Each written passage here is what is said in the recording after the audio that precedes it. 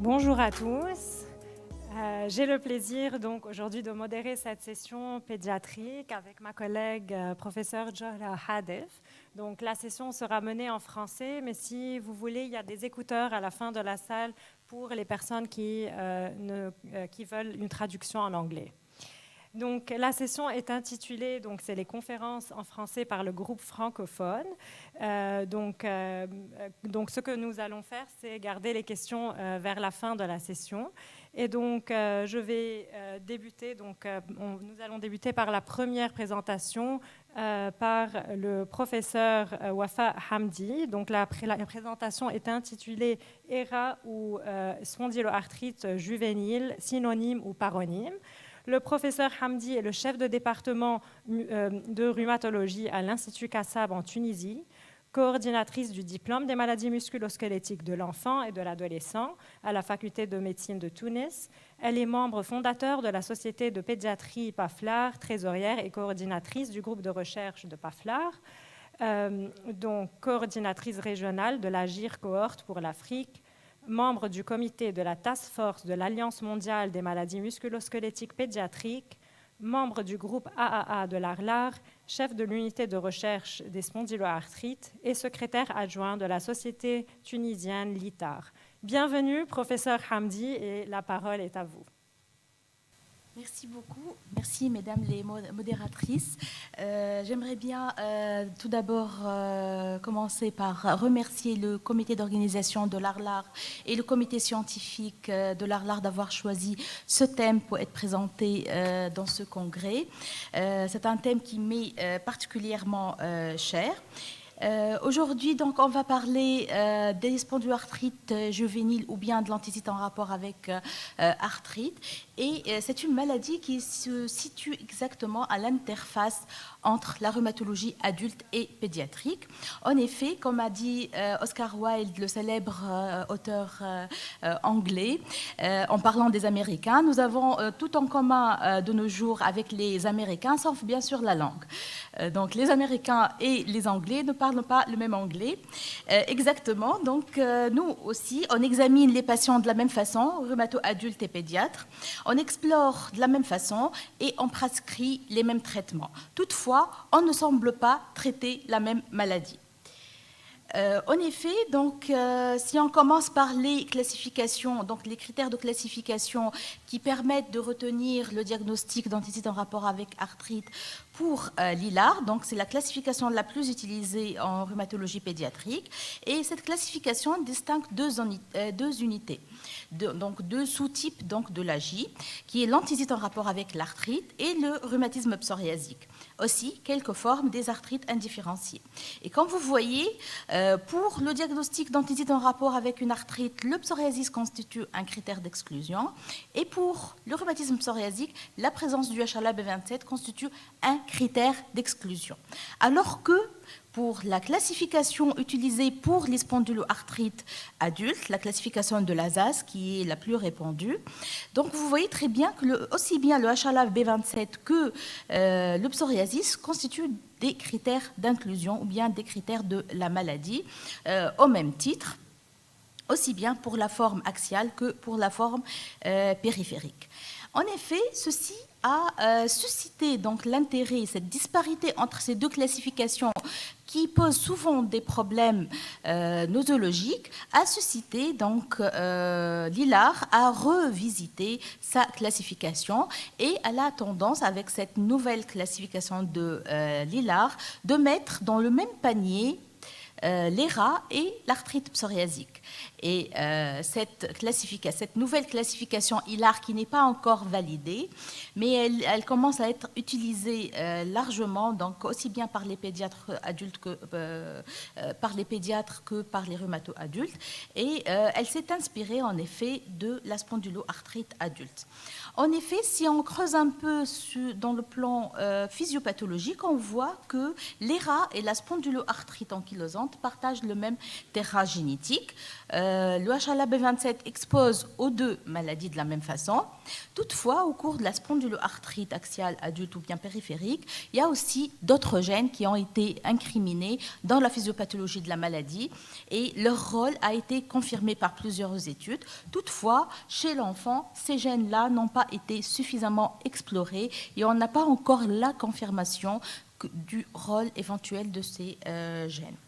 De même, sur le plan physiopathologique, vous voyez très bien que les deux entités partagent le même mécanisme physiopathologique avec un rôle central du HLA-B27 qui va entraîner, donc qui va jouer un rôle direct ou bien indirect, aussi bien dans l'inflammation que dans la formation osseuse, les processus de formation osseuse.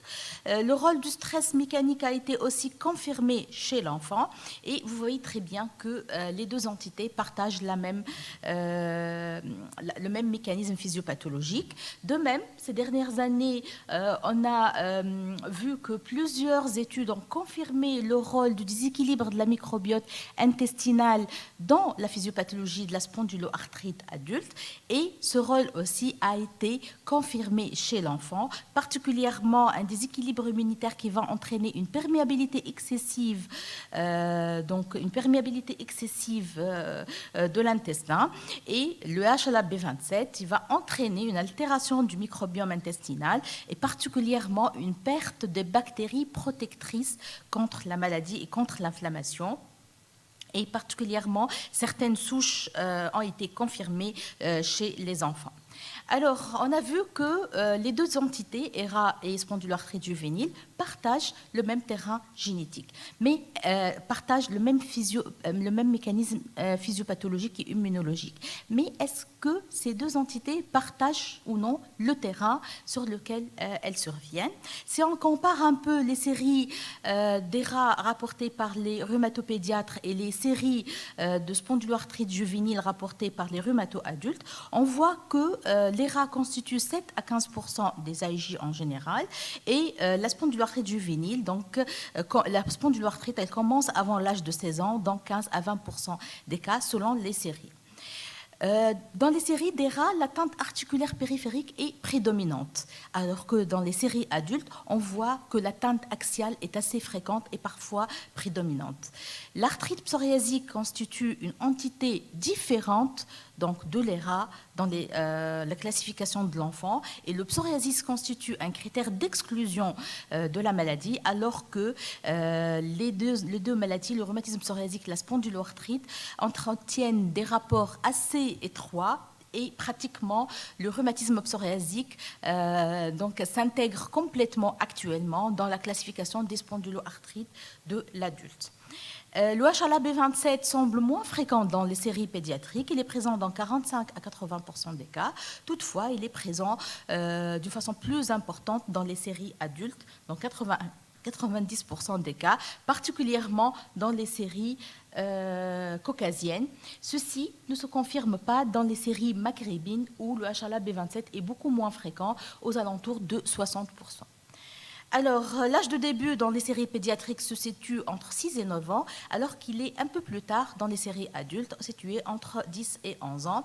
Et la prédominance masculine qu'on connaît tous de la spondyloarthrite est moins nette, moins évidente dans les séries pédiatriques, où les garçons sont touchés dans 60 à 70% des cas, contrairement aux séries adultes où les spondyloarthrites touchent les garçons dans 80% des cas. Cette disparité entre le terrain sur lequel les deux maladies surviennent peut être expliquée en partie par la classification, les critères de classification qui sont utilisés dans les différentes séries. Alors, ceci a amené l'équipe de l'hôpital Necker à Paris à effectivement explorer s'il y avait ou non une différence entre la fréquence de la maladie, si on applique les critères de Lillard ou bien si on applique les critères de l'ASAS. Et donc pour cela, ils ont mené une étude rétrospective dans un centre tertiaire de rhumatologie pédiatrique. Ils ont inclus 114 patients avec un suivi minimum situé entre un suivi en moyenne de 2,5 2,5 années.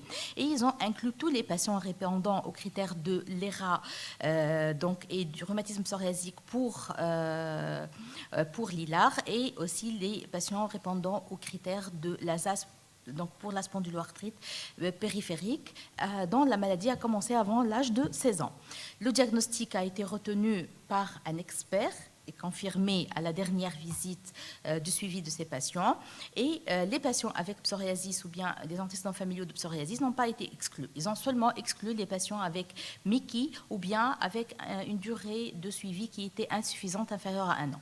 Alors, qu'est-ce qu'elle a montré, cette étude? Elle a montré qu'à la première consultation, donc parmi les 114 patients donc de la série, il y avait 73% qui répondaient aux critères de l'ASAS, donc pour la spondyloarthrite périphérique, alors que seulement 48% répondaient aux critères de l'hilar, avec une différence qui était significative.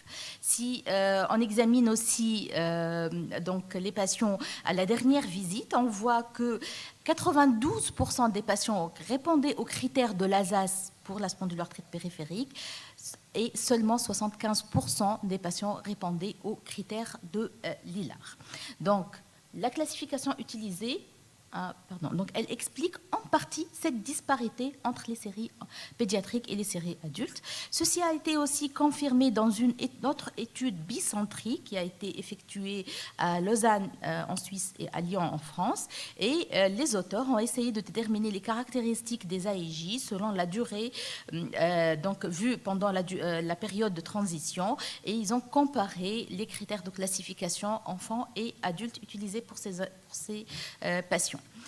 Ils ont inclus 130 patients dans cette étude. 34% avaient une ERA, 22% avaient une agie oligo-articulaire et 7% avaient un rhumatisme psoriasique.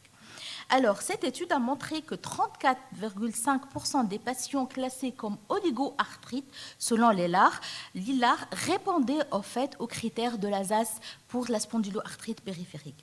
77% des patients classés comme ERA selon l'hilar étaient classés donc spondyloarthrite périphérique selon l'ASAS, et 100% des patients classés rhumatisme psoriasique selon l'hilar ont été classés par les critères CASPAR comme rhumatisme psoriasique. Alors, donc, les critères de classification peuvent expliquer en partie cette disparité.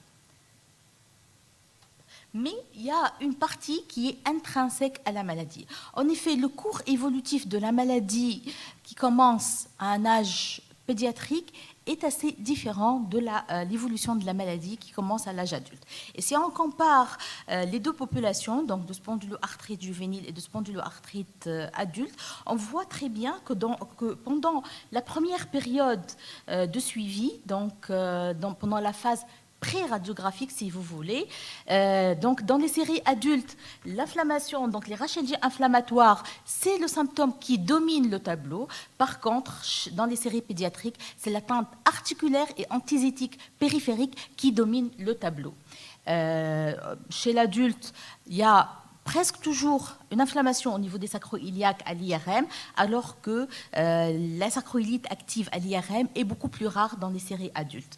Si on avance un peu avec donc l'évolution de la maladie, chez l'adulte, et on entame la phase radiographique donc de la spondyloarthrite, on voit que chez l'adulte, il y a toujours donc les rachalgies inflammatoires, mais les patients commencent à expérimenter des antésites et des arthrites périphériques, et ils commencent à avoir une sacroïlite sur le plan radiographique, alors que chez l'enfant, c'est plutôt l'atteinte articulaire périphérique qui domine. Il commence à avoir aussi quelques rachalgies inflammatoires, et il commence aussi à avoir une sacroïlite aux radiographies. Pendant la phase d'état, dans les séries adultes, les patients adultes commencent à faire des syndesmophytes et commencent leur ankylose rachidienne, alors que chez l'enfant, les syndesmophytes sont beaucoup plus rares, et la sacroïlite, c'est elle qui domine le tableau. Cette différence a été aussi confirmée dans d'autres séries. Et si on voit cette étude multicentrique faite dans 4 centres, donc 4 centres américains et un centre italien, donc on reconnaît parmi les centres américains l'hôpital de Cincinnati, donc, qui est dirigé par Madame Brunner, ici présente dans le congrès. Et vous voyez la fréquence de l'expression des différentes manifestations vues dans les différents centres. Et vous voyez que la fréquence n'est pas du tout la même, avec parfois une différence qui est significative en termes de fréquence de l'antisite, par exemple, des douleurs des sacro-iliaques, la fréquence des manifestations extra-articulaires, l'âge de début après 6 ans ou non, les antécédents familiaux donc de spondyloarthrite et la présence ou non du HLA-B27, avec parfois une différence qui est nette entre les séries. Ça dépend aussi donc du mode de recrutement des différents centres. Alors, si on essaye d'examiner un peu donc l'expression clinique donc de cette spondyloarthrite juvénile ou bien de cette RA, on va voir la série donc de l'hôpital Necker dont on a parlé tout à l'heure, et vous voyez que l'atteinte articulaire périphérique reste l'atteinte qui domine le tableau, observée elle est inaugurale dans pratiquement la moitié des cas.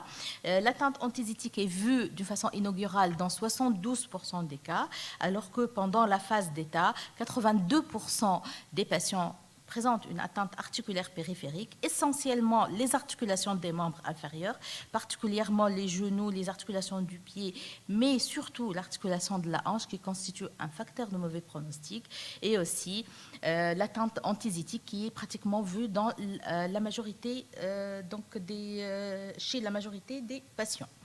Ici, nous avons un tableau récapitulatif qui a essayé de comparer l'expression de l'atteinte articulaire dans différentes séries, dans différents pays. On reconnaît des pays asiatiques, des pays européens. Donc dans cette série, et vous voyez que la fréquence de l'atteinte articulaire des différentes articulations varie énormément selon les séries, de même que pour l'atteinte antizytique. Alors, donc, le phénotype de la maladie varie aussi en fonction des populations et en fonction des pays. Qu'en est-il de l'atteinte axiale et antizytique? Donc, l'atteinte axiale, elle est inaugurale dans 20% des cas. Donc, 20% des patients présentent des rachalies inflammatoires au début de la maladie, et seulement 29% des patients présentent une sacroiliite, alors que pendant la phase d'état de la maladie, l'atteinte axiale est beaucoup plus fréquente. Elle est observée dans pratiquement 2/3 des cas, alors qu'elle est présente dans 100% des spondyloarthrites adultes, et elle est dominée par l'atteinte des sacro-iliaques et aussi l'atteinte du rachis lombaire. L'atteinte des anthèses, comme on a vu tout à l'heure, elle est inaugurale dans 62% des cas et elle est présente chez presque tous les malades à la phase d'état. Alors, comme on a vu, au début de la maladie, le diagnostic il peut être parfois difficile. L'anthésite, elle n'est pas toujours présente. L'arthrite, elle peut donc mimer toute autre arthrite de la gigue, notamment la forme oligo-articulaire, et on manque vraiment d'éléments spécifiques qui peuvent orienter vers le diagnostic de spondyloarthrite. Et dans ce cas, comme vous voyez, le HLA-B27 est beaucoup moins fréquent chez l'enfant que chez l'adulte, et on va vraiment essayer de voir donc le diagnostic, il va reporter. Il va être dépendant beaucoup donc de l'imagerie. L'imagerie, elle peut apporter la confirmation diagnostique si on a une arthrite des sacro-iliaques évidente à l'imagerie, mais comme on a vu tout à l'heure, ce n'est pas toujours le cas.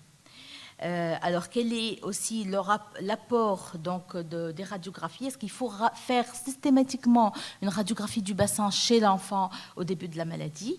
Quel est l'apport donc de l'échographie des anthèses et des articulations? Et aussi, quel est l'apport de l'IRM?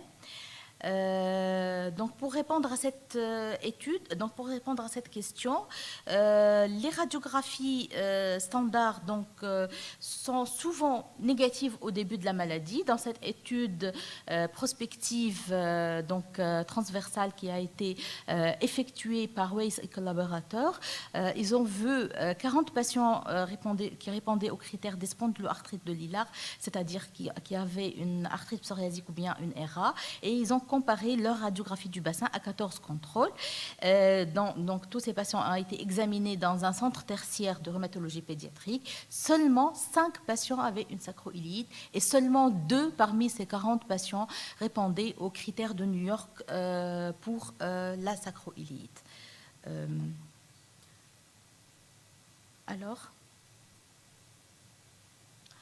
Alors, donc, l'atteinte axiale, elle est rare chez l'enfant. Elle est retrouvée donc, dans 63% des cas. La sacroiliite, elle est retrouvée dans 47% des cas dans cette série.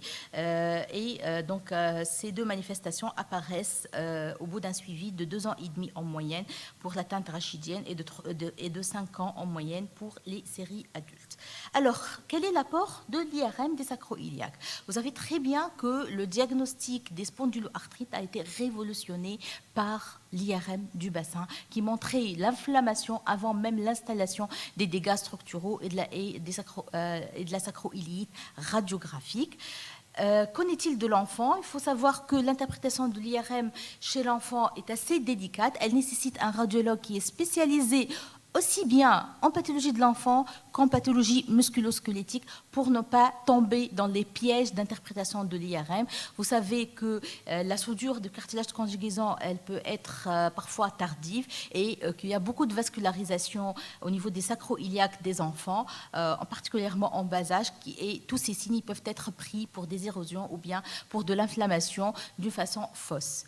Alors, pour effectivement examiner ce problème ou bien ces pièges, donc il y a une équipe donc allemande qui a essayé d'évaluer les IRM du bassin de 40 patients suivis pour spondyloarthrite juvénile.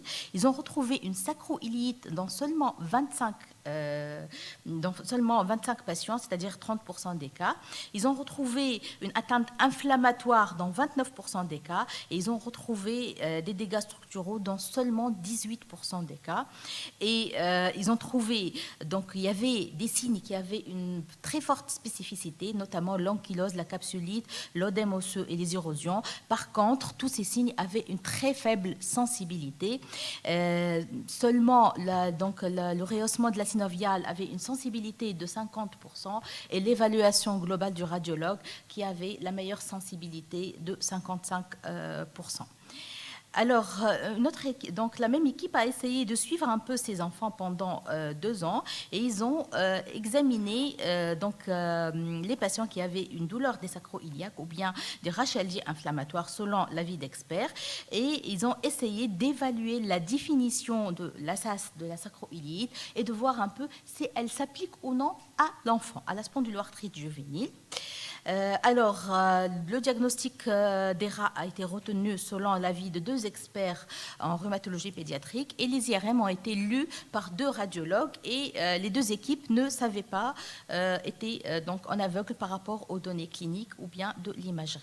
Et comme vous voyez ici, il y avait seulement donc 47 patients qui répondaient, qui avaient une spondyloarthrite, qui avaient une spondyloarthrite juvénile. Il y avait 62 patients qui n'avaient pas de spondyloarthrite. Et parmi les patients qui avaient une spondyloarthrite juvénile, seulement la moitié avait une sacroiliite à l'IRM selon l'évaluation globale des radiologues, et seulement 12 patients, c'est-à-dire la moitié des patients qui avaient une sacroiliite, répondaient aux critères de l'ASAS. Donc, les critères de l'ASAS avaient une très bonne spécificité, mais une sensibilité qui est très faible, de 26%. Et pour améliorer un peu le rapport sensibilité-spécificité, il fallait plutôt prendre en compte l'avis de l'expert, du radiologue expert, avec une évaluation plutôt globale qu'une évaluation selon les critères de l'ASAS de l'adulte. Alors, est-ce que ce problème avec l'interprétation de la sacro-iliaque chez l'enfant peut être résolu en voyant un peu l'IRM du rachis? Eh bien, donc cette étude a essayé d'évaluer, de faire donc systématiquement une IRM du rachis. C'est 62 patients suivis pour AIJ. Parmi ces 72 patients, il y avait 57 patients qui avaient une ERA et 15 qui n'avaient pas d'ERA. Parmi les patients qui avaient une ERA, il y avait 27 patients qui étaient symptomatiques, c'est-à-dire la moitié seulement symptomatique et l'autre moitié asymptomatique. Et parmi les symptomatiques, il y avait 70% qui avaient une IRM positive. Alors que les patients asymptomatiques, il y avait aussi 76% qui étaient positifs. Donc, d'où l'intérêt de faire une IRM du rachis. Elle peut avoir un apport positif, même si le patient ne présente pas de rachis inflammatoire. Alors, faut-il faire une IRM au niveau des autres sites? Donc, l'IRM Coranty a été très à la mode chez l'enfant. Elle permet d'explorer plusieurs sites à la fois, anthésitique, rachis, articulation périphérique, mais elle pose aussi des problèmes d'interprétation et parfois les radiologues exigent des coupes ou bien des coupes qui sont spécialisées sur les centres ou sur les zones où les lésions flash. Donc, elle peut montrer aussi l'atteinte articulaire périphérique, notamment au niveau de la hanche, des anthèses périphériques. L'échographie, elle peut vraiment avoir un apport diagnostique important pour juger de l'atteinte articulaire périphérique et anthésitique. Elle peut montrer donc des lésions inflammatoires et des lésions structurales d'une façon très précoce, mais elle nécessite donc un examinateur, un échographiste qui soit expérimenté en la matière. Le diagnostic différentiel se pose surtout dans les formes où on a une atteinte articulaire exclusive, avec particulièrement l'AIJ oligo-articulaire, et aussi pour l'atteinte axiale exclusive, avec les patients qui présentent des rachalgies mécaniques, notamment dans le cadre de la maladie de Scheuermann. Et aussi, ça peut se poser aussi avec la fièvre méditerranéenne familiale. Et vous savez que dans 5% des cas, ces patients présentent une sacroiliite. L'évolution, elle est très variable, donc avec une atteinte qui reste dominante sur le plan articulaire périphérique et anthésitique. Alors, sur le plan monitoring, donc, la clinique, elle va reposer surtout sur les critères spécifiques, notamment le JADAS et le GSPDA. Le suivi peut être effectué sur le plan biologique par les paramètres de l'inflammation et pour l'imagerie, il n'est pas nécessaire de faire les radiographies standards d'une façon systématique. L'échographie, elle peut apporter, donc elle peut être... C'est bon. Je me suis réveillée, c'est bon. C'est bon, il y a un petit malaise vagal.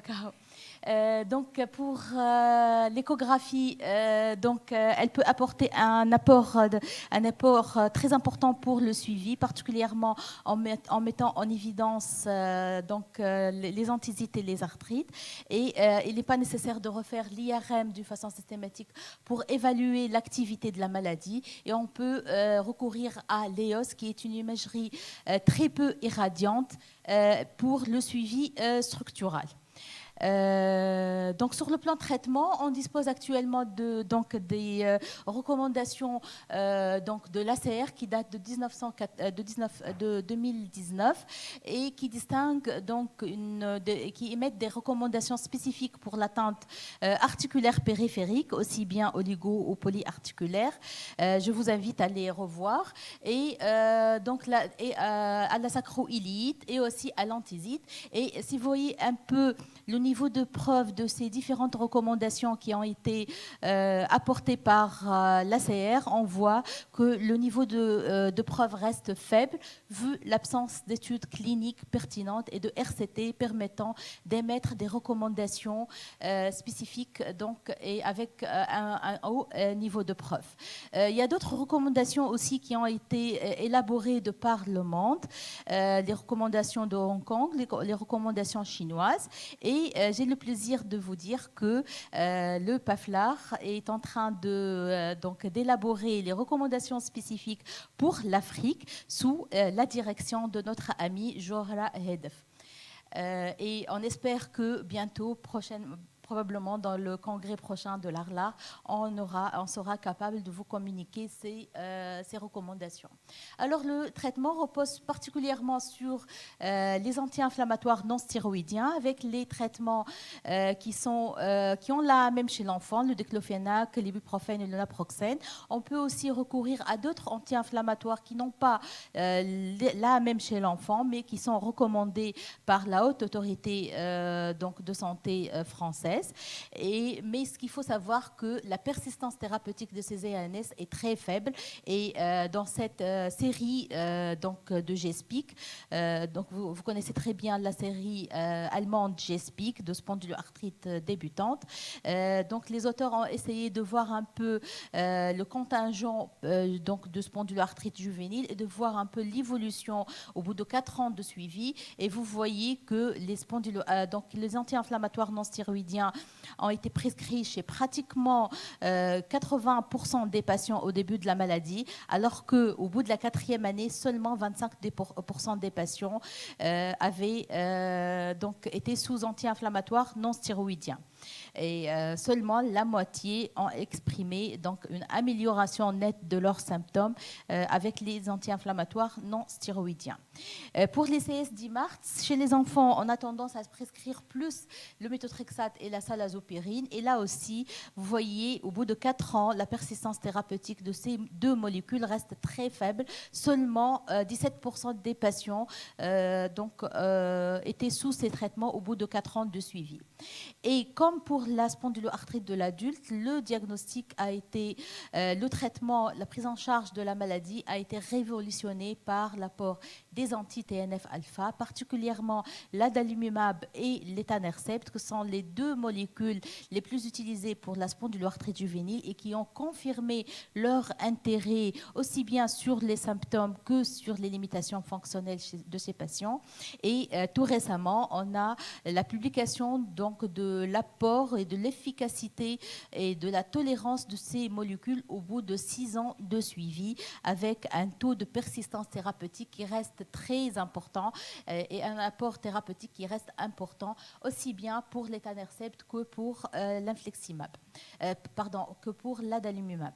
Qu'en est-il des nouvelles cibles thérapeutiques? Vous savez aussi que les spondyloarthrites de l'adulte ont bénéficié ces dernières années de l'apport des anti-IL-17 et des molécules qui ciblent aussi l'anti-IL-23. Chez l'enfant aussi, ces molécules ont fait leur entrée et vous avez vu ce matin dans la série de la publication donc, chez les patients de professeur El Mayouf où les patients suivis pour rhumatisme psoriasique qui recevaient de secukinumab avec une bonne amélioration. Alors, donc pour les anti-IL-17, ils ont confirmé leur intérêt aussi bien sur le plan thérapeutique, sur la gestion des maladies, mais aussi ils ont confirmé leur effet structural et la prévention donc de l'évolution sur le plan structural et la prévention de l'ankylose rachidienne si on utilise ces médicaments au long cours. Alors, est-ce que ces médicaments peuvent être prescrits ou non chez les enfants? Donc l'anti-IL-17, le secukinumab, n'a pas encore la même dans la spondyloarthrite juvénile, mais nous venons de voir cette publication toute récente qui date de quelques semaines de professeur Brunner donc qui a évalué l'intérêt du secukinumab dans la spondyloarthrite juvénile et donc dans l'ERA et dans le rhumatisme psoriasique avec une étude randomisée en double aveugle contre placebo et donc avec une durée de suivi de 12 mois. Et vous voyez le pourcentage important de patients qui avaient une maladie inactive, donc qui ont achevé la rémission, et d'où l'intérêt de ce traitement qui certainement il va recevoir son AMM d'ici quelques mois. Qu'en est-il des autres cibles thérapeutiques? Vous savez très bien que les anti-JAK, particulièrement le tofacitinib, est prescrit actuellement il a là même dans la spondyloarthrite adulte et dans le rhumatisme psoriasique. Il est en cours d'exploration aussi chez l'enfant. Mais la grande question qui reste avec les biologiques, c'est la stratégie de désescalade thérapeutique. Est-ce qu'on va garder ces traitements pendant une longue durée? On ne va pas quand même les garder d'une façon indéterminée. Donc, quand faut-il arrêter les traitements? Faut-il commencer d'abord par une désescalade thérapeutique et puis arrêter progressivement le médicament, ou plutôt faut-il garder le maximum les patients sous ce traitement pour effectivement espérer un effet structural de ces traitements? Alors pour répondre à cette question, il y a une étude multicentrique dont la méthodologie vient d'être publiée dans Trials, l'équipe américaine de Weiss, et ils ont essayé donc de randomiser des patients qui présentaient une spondyloarthrite inactive. Ils les ont randomisés en 3 bras. Il y a un bras donc, de patients qui vont continuer le même traitement sans désescalade. Il y a un bras qui va subir une désescalade progressive thérapeutique. Et il y a le 3e bras chez qui donc, le traitement il va être arrêté donc, d'une façon brutale dès qu'il achève la rémission. Et ces patients seront suivis pendant au moins 12 mois avec une évaluation régulière tous les 3 mois. Et l'objectif principal est de comparer la fréquence des poussées qui surviennent dans les 3 bras pour voir quelle stratégie thérapeutique adopter, laquelle était plus efficace. Pour conclure, donc, vous voyez très bien que les spondyloarthrites de l'adulte et de l'enfant partagent le même mécanisme physiopathologique, le même mécanisme les mêmes terrains de prédisposition immunogénétique et aussi les mêmes perturbations de la microbiote intestinale. Le diagnostic précoce a bénéficié donc, de l'apport de l'imagerie, notamment l'IRM et l'échographie, et l'effet thérapeutique positif des anti-TNF a été confirmé aussi bien chez l'enfant que chez l'adulte. Mais il y a plusieurs questions qui restent sans réponse et qui constituent l'agenda de recherche pour les années prochaines, notamment les critères de classification de l'ILAR qui nécessitent d'être validés, l'apport de l'imagerie, particulièrement dans le diagnostic précoce, et aussi il faut évaluer l'intérêt des nouvelles cibles thérapeutiques, particulièrement les anti-IL-17, les anti-IL-23 et aussi les anti-JAK, et aussi il faut évaluer l'éventuel bénéfice structurel de ces médicaments. Donc, je vous remercie. Voilà, comme d'habitude, très pertinent. Sujet très intéressant, un très bon choix. Tu as très bien cerné la question. En fait, c'était très intéressant, toutes les actualités. Et c'était vraiment une question très importante de faire la différence entre l'enfant et l'adulte dans cette pathologie. On laissera les questions donc, à la fin de la session. Donc on passe à notre cher ami Dr Hanan Leswed Farjani. Hanan is a member of the African Society of Rheumatopediatrics PAFLAR, member of the Scientific Committee of the PAFLAR Congress, member of the PAFLAR Working Group, coordinator of the Data Sheet and Manuscript Group within the PAFLAR Working Group. She is also the member of the AFLAR African Osteoporosis Group, member of the Committee of the Complementary Education Certificate of Osteoarticular Disease of Children and Adolescents within the Faculty of Medicine of Tunis, and investigator in the G-Court. Elle va nous présenter donc Hanan, the Secondary Osteoporosis in Children. Don't miss the bone. Merci beaucoup, merci. Merci, cher ami. Donc, je vais vous parler aujourd'hui de l'ostéoporose secondaire chez l'enfant pour ne pas oublier l'os. Donc, voici le plan de ma présentation. Donc, on va commencer par un cas clinique. C'est l'enfant Wele qui est âgé de 12 ans, qui est atteinte d'une agie polyarticulaire depuis 2019. Notre patiente, elle est sous méthotrexate et depuis 3 mois, suite à une poussée de sa maladie, on a mis la patiente sous corticoïdes. 1 mois après, la patiente nous consulte pour des douleurs au niveau du rachis lombaire et du rachis thoracique, d'horaire mécanique.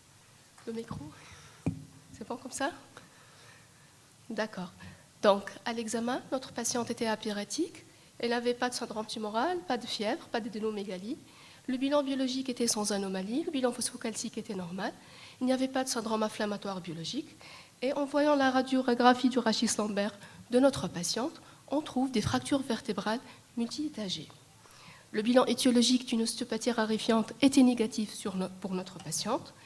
Est-ce qu'on peut dire que notre patiente présente une fragilité osseuse? En fait, pour répondre à cette question, on va se référer à la définition de l'ostéoporose pédiatrique faite par l'International Society of Clinical Densitometry. En fait, l'ostéoporose pédiatrique, au mieux la fragilité osseuse, qui est le terme le plus approprié chez l'enfant, est définie par la présence d'une ou plusieurs fractures vertébrales survenant sans notion de traumatisme et sans maladie localisée, ou bien par la présence de plusieurs fractures vertébrales supérieures à 2 ou plus de fractures périphériques chez un enfant âgé de moins de 10 ans, ou bien 3 fractures au plus survenant chez un enfant âgé de moins de 19 ans, associées à une densité minérale osseuse basse inférieure à moins 2 déviations standards au Z-score. Par contre, une simple baisse de la densité minérale osseuse à la DMO, sans notion de fracture, ne permet pas de définir une ostéoporose chez l'enfant et non plus une ostéopénie. Déjà, le terme ostéopénie ne doit pas être utilisé chez l'enfant. On va dire plutôt que l'enfant présente une baisse de la densité minérale osseuse par rapport à l'âge. Mais pourquoi notre enfant présente-t-elle une fragilité osseuse? En fait, plusieurs facteurs sont incriminés dans la fragilité osseuse. Des facteurs génétiques sont souvent retrouvés, mais surtout les maladies chroniques et les traitements nocifs pour l'os sont incriminés dans la survenue de la fragilité osseuse. Donc la résorption osseuse va être augmentée au prix de la diminution de la formation osseuse. En fait, plusieurs facteurs sont incriminés et sont intriqués dans la fragilité osseuse.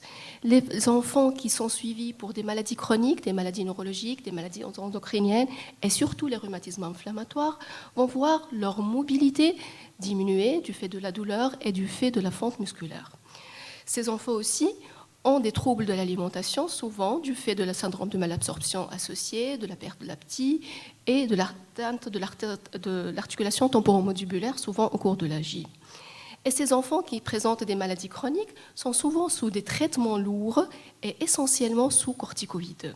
Et ici, je vais insister sur l'effet des corticoïdes sur l'os, donc qui présente en fait la cause la plus fréquente de l'ostéoporose secondaire chez l'enfant.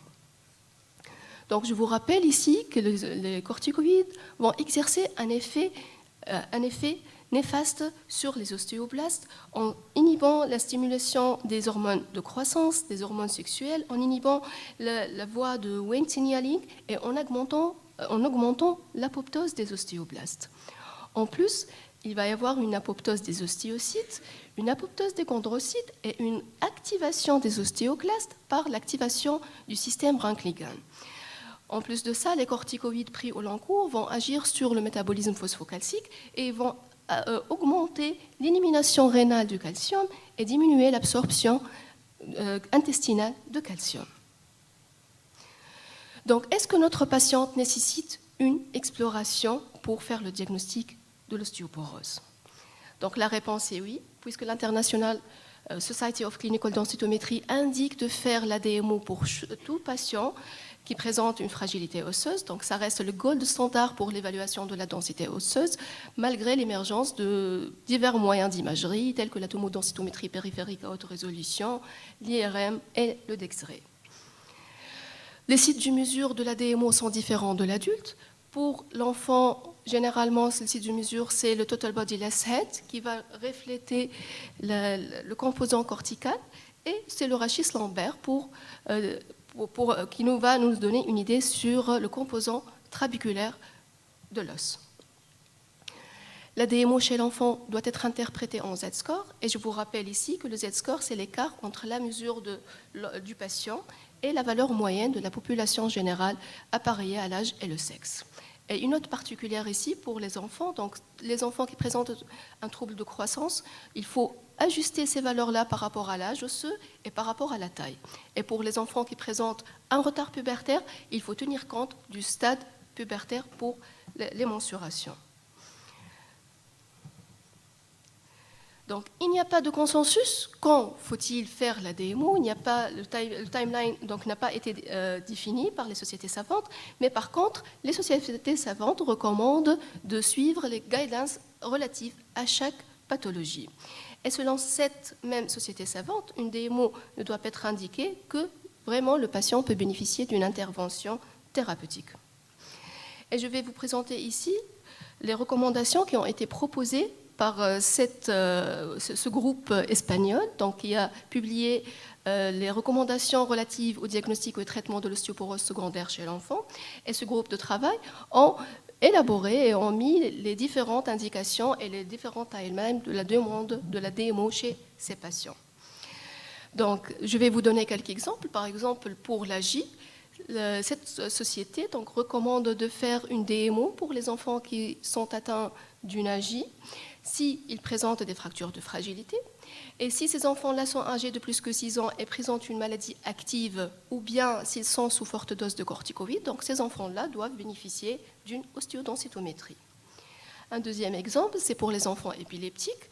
Donc, une DMO sera indiquée pour ces enfants s'ils sont sous traitement antiépileptique pour une longue durée. Pour les enfants diabétiques, donc la DMO aussi sera indiquée s'ils sont sous forte dose d'insuline, s'ils ont une atteinte rénale ou bien s'ils ont une fracture pathologique. Une note particulière pour les enfants qui sont sous corticoïdes à des doses supraphysiologiques, entre 8 et 10 mg par mètre carré par jour d'équivalent prédnisone, pour une durée supérieure à 3 mois. Donc ces patients-là doivent bénéficier d'une ostéodensitométrie au début du traitement et 12 mois après. Passons maintenant aux fractures vertébrales. L'International Society of Clinical Densitometry indique de faire l'évaluation des fractures vertébrales par le Vertebral Fracture Assessment. Mais pourquoi cette indication? En fait, cette indication est née du fait que 66% des enfants qui présentent des fractures vertébrales ont un Z-score à la DMO supérieur à 2 déviations standards. Et que les fractures vertébrales sont souvent asymptomatiques. Et à titre d'exemple, dans 20% des enfants qui sont suivis pour des maladies inflammatoires, 20% parmi eux présentent des fractures vertébrales. 34% des enfants qui sont sous corticoïdes présentent des fractures vertébrales. 16% chez les enfants qui sont les enfants leucémiques et même à 75% des enfants qui sont suivis pour une maladie du Duchenne. Là, cette société savante donc, recommande de faire l'évaluation des fractures vertébrales par la VFA. Pourquoi? La VFA, mieux que la radiographie standard et les autres moyens d'imagerie, en fait, puisque la VFA reste quand même le moyen d'imagerie le moins irradiant, le moins coûteux et le moins chronophage par rapport aux autres moyens d'imagerie. Et aussi, elle indique de faire l'interprétation des fractures vertébrales selon la méthode de Génon et Hall.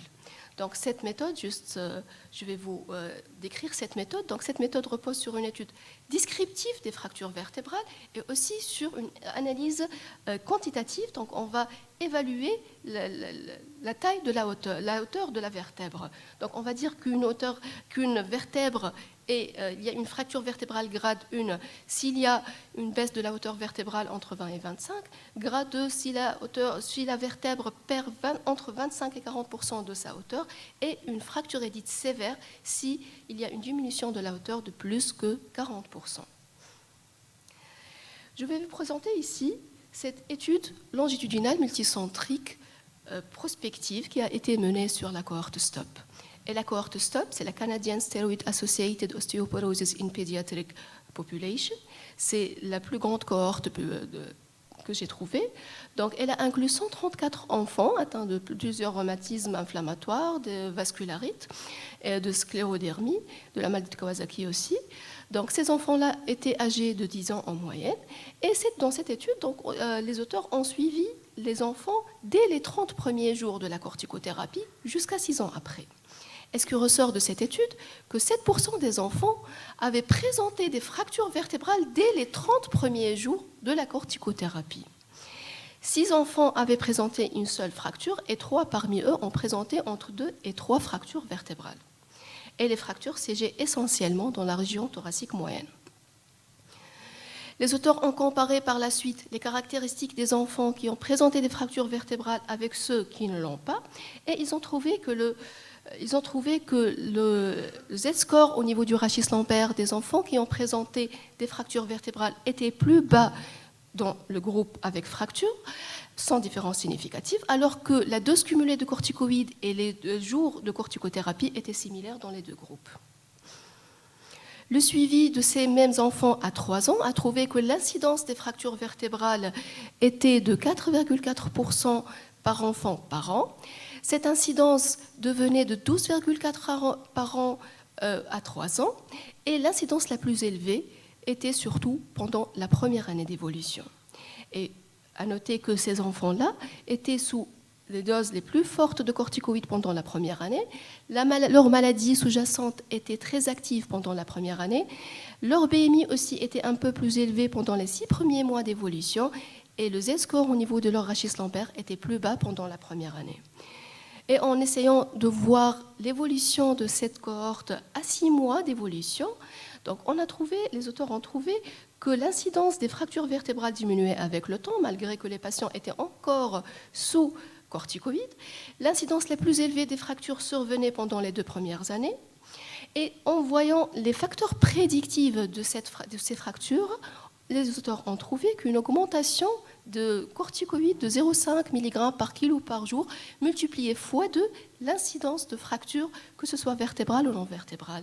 Alors que le fait que la maladie est active pendant la première année, ou qu'il y a une augmentation de la BMI ou une diminution du Z-score au niveau du Rachis-Lambert, étaient des facteurs prédictifs de l'augmentation de l'incidence des fractures vertébrales seulement.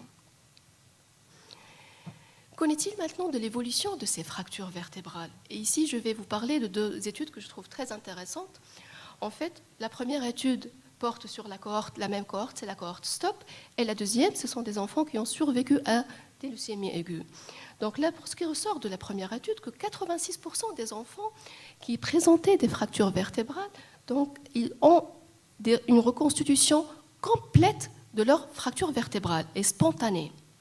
Dans la deuxième étude aussi, 24% de ces enfants-là ont reconstitué leur fracture vertébrale avec une reconstitution complète dans 77% des cas.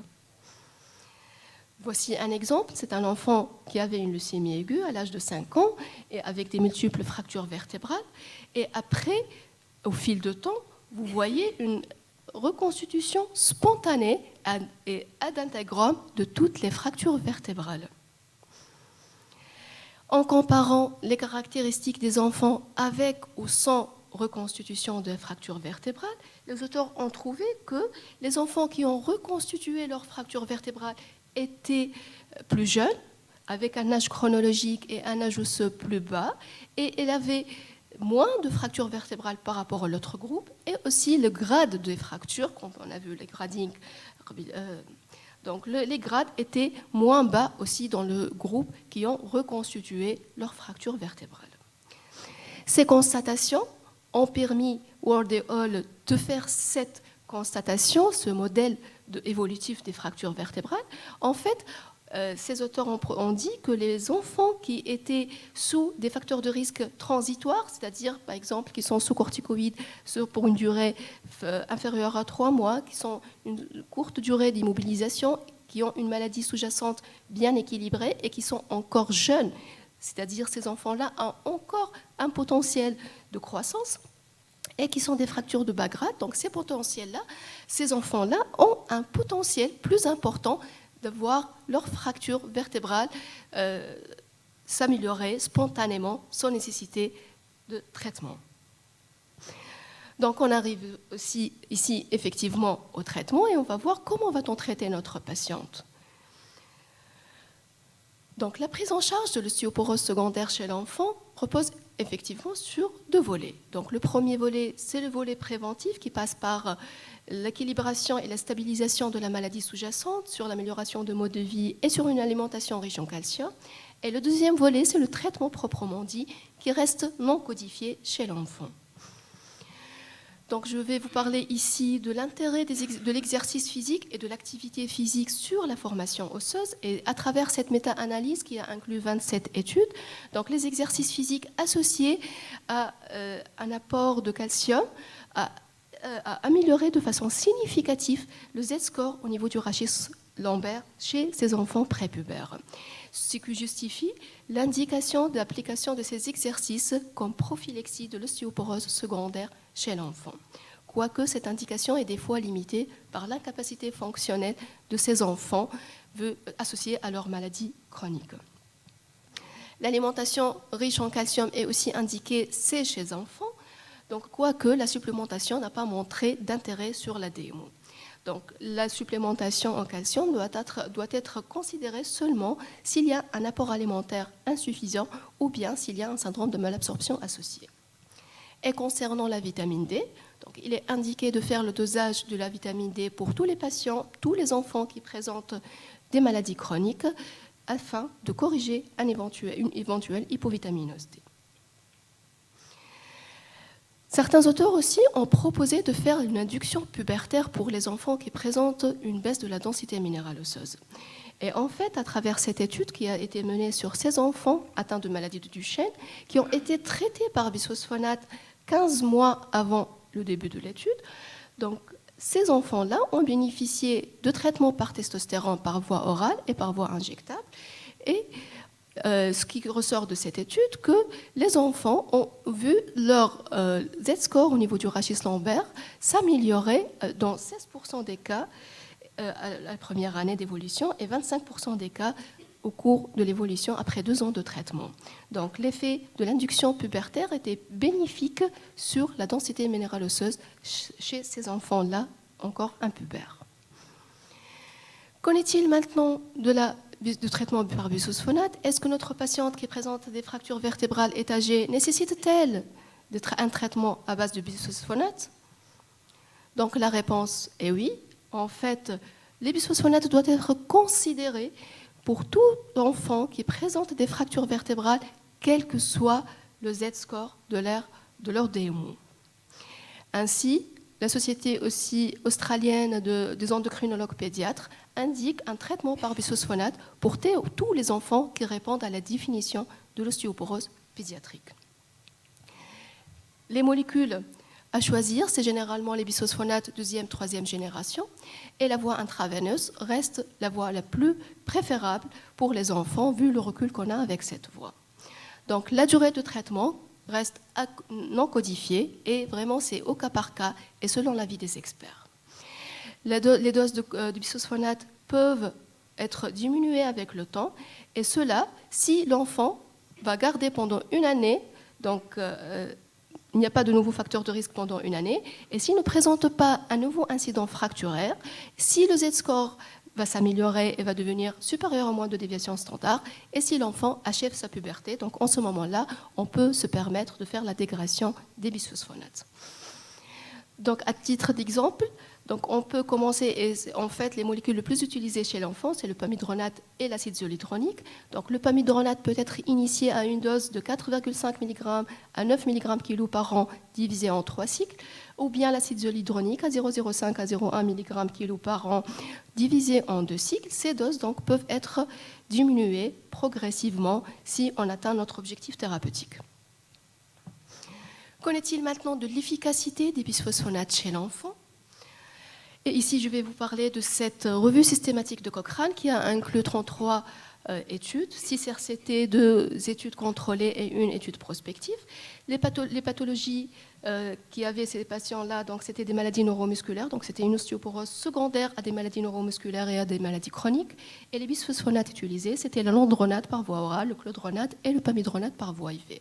Seulement 2 études dans cette revue systématique ont fait une analyse intergroupe, et ce qui ressort que la première étude n'a pas trouvé de différence quant à l'utilisation de l'alendronate par voie orale, alors que la deuxième étude a montré un effet bénéfique sur la DMO du rachis lombaire avec le pamidronate par voie IV. Plus récemment, donc cette étude, cette RCT, phase 3, qui a comparé l'effet de l'acide zolhydronique par rapport au placebo chez les enfants qui présentaient une ostéoporose secondaire à la prise de corticoïdes. Donc cette étude a inclus 34 enfants âgés en moyenne de 12 ans et demi. 18 parmi eux étaient sous acide zolhydronique et 16 sous placebo. Et parmi les critères d'inclusion, tous les enfants avaient une fracture vertébrale. Au bout d'1 année, donc les enfants qui étaient sous acide zolhydronique ont vraiment vu leur DMO significativement augmenter par rapport au groupe placebo, alors que dans le groupe placebo, déjà 2 enfants avaient présenté 2 nouvelles fractures vertébrales par rapport au groupe acide zolhydronique. Une autre étude, donc c'est une étude aussi récente, rétrospective multicentrique, qui a inclus 34 enfants atteints d'ostéoporose secondaire à des maladies neurologiques, hématologiques et rhumatismales. L'âge moyen de cette population était de 10 ans. 10 ans et demi, et les bisphosphonates utilisés étaient le pimidronate par voie IV, le zolidronate et l'alendronate par voie orale avec le razidronate par voie orale. Donc l'évaluation de la DMO au bout d'une année et de 2 années de traitement a montré une amélioration significative de la DMO ainsi qu'une augmentation significative de l'incidence des fractures chez ces enfants-là. Qu'en est-il maintenant de l'innocuité et la tolérance des bisphosphonates chez ces enfants? Ici, vraiment, on peut extrapoler les données rassurantes de l'utilisation des bisphosphonates chez les enfants atteints d'ostéogenèse imparfaite. Et en fait, cette étude confirme cela. Cette étude a été faite sur 123 enfants qui ont bénéficié de perfusions de pamidronate et d'acide zolidronique. Et sur 942 perfusions, 7% seulement ont présenté une réaction aiguë au pamidronate, et c'était essentiellement lors de la première perfusion. D'autres effets indésirables étaient passagers, à type de myalgie, de douleur osseuse, de tachycardie, et une hypoglycémie, une hypocalcémie avec hypophosphorémie ont été notés dans 7 et 51% respectivement. Mais ces troubles du bilan phosphocalcique étaient transitoires et sans expression clinique. Le suivi au long cours de cette population n'a pas montré d'effets indésirables au long cours et particulièrement pas d'ostéonécrose de la mâchoire et pas de fracture atypique du fémur. Et heureusement pour les enfants, en effet, dans la littérature, aucun cas d'ostéonécrose de la mâchoire n'a été rapporté pour les enfants, sur les enfants traités par bisphosphonate, que ce soit pour ostéogenèse imparfaite ou pour une ostéoporose secondaire. Quoique, on doit toujours rester vigilant si on va faire une extraction dentaire ou une chirurgie dentaire chez ces enfants-là. Il faut essayer de les faire avant le début des traitements par bisphosphonate, ou bien, au moins, il faut les programmer 3 semaines au moins avant la prochaine perfusion des bisphosphonates. Ou bien on peut suivre aussi le protocole de l'adulte avec le Drug Holidays et on va faire une fenêtre thérapeutique de 3 à 6 mois d'arrêt de bisphosphonates pour faire la chirurgie dentaire. Un autre effet indésirable, par contre, a été rapporté chez les enfants traités par bisphosphonate et qui présentaient des ostéogenèses imparfaites. En fait, il avait un retard de l'éruption dentaire. Et cet effet-là peut être expliqué, en fait, puisque les bisphosphonates vont inhiber la résorption osseuse, alors que la résorption osseuse, c'est crucial pour avoir cette éruption dentaire. Donc, mais vraiment, pour l'ostéoporose secondaire, ce résultat doit être démontré, puisque déjà, avec l'ostéonécrose, avec l'ostéogenèse imparfaite, déjà, il y a un problème de la dentinogenèse. Donc, l'effet le plus redoutable avec les bisphosphonates chez les enfants, c'est l'effet tératogène.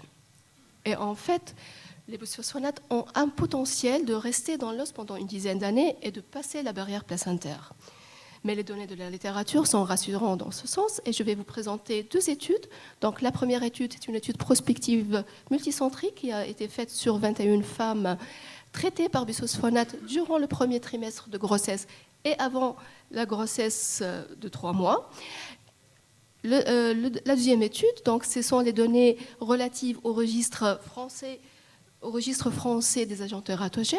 Donc, il y a inclus des femmes qui ont été traitées par des bisphosphonates 6 mois avant la grossesse et aussi pendant le premier trimestre de grossesse. Et ce groupe de patientes était comparé par rapport à 2 groupes contrôles. Donc, un premier groupe de femmes atteintes de maladies systémiques et un deuxième groupe de femmes saines. Et ce qui ressort de ces 2 études-là, qu'aucun effet tératogène a été rapporté dans ces études. Le déroulement de la grossesse aussi était comparable par rapport au groupe témoin, mais il y avait quelques incidents à type d'hypocalcémie chez les nouveau-nés, de tachycardie, mais qui étaient transitoires et passagères chez les nouveau-nés. D'autres options thérapeutiques. Ici, on va parler de denosumab. Le denosumab aussi représente une molécule qui est très promotrice dans le traitement de l'ostéoporose que ce soit pour l'adulte ou pour les enfants. Donc les premiers résultats sont encourageants pour l'utilisation de l'Denosumab au cours de l'ostéogenèse imparfaite. Et on attend encore les résultats de cette clinical trial qui est en cours d'évolution, donc au cours de recrutement en fait, qui va évaluer l'efficacité et la safety du Denosumab chez les patients qui présentent une ostéoporose secondaire aux corticoïdes. Alors que, jusqu'à maintenant, on a déjà 2 publications qui ont rapporté une ostéonécrose de la mâchoire et une hypercalcémie réactionnelle suite à un traitement par Denosumab chez des enfants qui avaient une ostéogenèse imparfaite. Et sans oublier le fait rebond connu par le Denosumab qui représente aussi un challenge par rapport à l'utilisation de cette molécule chez les enfants. D'autres thérapies sont en cours d'évolution aussi, qui sont très promoteurs. Donc, ces molécules sont très promotrices, telles que l'hormone de croissance, les traitements androgènes, les tériparatides, les antisclérostines. Donc, mais jusqu'à maintenant, on n'a pas assez de données pour l'utilisation, pour l'innocuité et l'efficacité de ces molécules chez les enfants. Donc, revenons à notre enfant. Qu'est-ce qu'on va faire pour notre enfant qui présente une AJ avec des multiples fractures vertébrales? Donc, tout d'abord, il faut essayer de stabiliser et d'optimiser le traitement de sa maladie chronique, de son AJ. On va essayer, espérant pouvoir le faire, donc d'arrêter les corticoïdes pour notre patiente. On va s'assurer que notre patiente a un régime alimentaire riche en calcium. On va faire le dosage de vitamine D et corriger une éventuelle hypovitaminose D. On va encourager aussi notre patiente à faire des exercices physiques dans les limites de sa maladie. Et aussi, on va chercher est-ce qu'elle présente un éventuel trouble de croissance ou trouble pubertaire. Après, je pense maintenant que vous êtes convaincus que notre patiente doit bénéficier d'un traitement à base de bisphosphonates à des doses d'initiation, vu qu'elle a plusieurs fractures vertébrales. La DMO va être indiquée après 6 mois à 12 mois de l'initiation du bisphosphonates. Et s'il n'y a pas de nouveau incident fracturaire, s'il n'y a pas de diminution du Z-score ou si on atteint une valeur de Z-score supérieure au moins 2 et s'il n'y a pas de nouveaux facteurs de risque, donc en ce moment-là, on peut se permettre de réduire les doses de bisphosphonates pour arriver à des doses d'entretien. Donc pour conclure, donc l'ostéoporose secondaire, en fait, c'est une pathologie c'est une complication qui est très fréquente dans le cours des maladies chroniques, que ce soit les maladies inflammatoires, les maladies neurologiques, les maladies endocriniennes, mais surtout chez les enfants qui sont sous corticoïdes. Malheureusement, l'ostéoporose secondaire chez l'enfant, elle est souvent sous-diagnostiquée et mal diagnostiquée et sous-estimée. Donc la DMO, elle est souvent indiquée pour faire le diagnostic, mais aussi pour le monitoring. Le management, donc la prise en charge, souvent doit être multimodale. Elle doit se baser sur la stabilisation de la maladie sous-jacente, sur l'arrêt des traitements nocifs pour l'os et sur l'hygiène de vie. Et ne pas oublier, il faut toujours penser à mettre nos enfants sous bisphosphonates en cas de fracture. Je vous remercie. Merci beaucoup, Dr Ferjani, pour cette excellente intervention. Et je pense qu'on a le temps juste à une question. Donc voilà, si personne n'a des questions, donc je pense qu'on peut clôturer cette session. Merci beaucoup à nos 2 intervenants.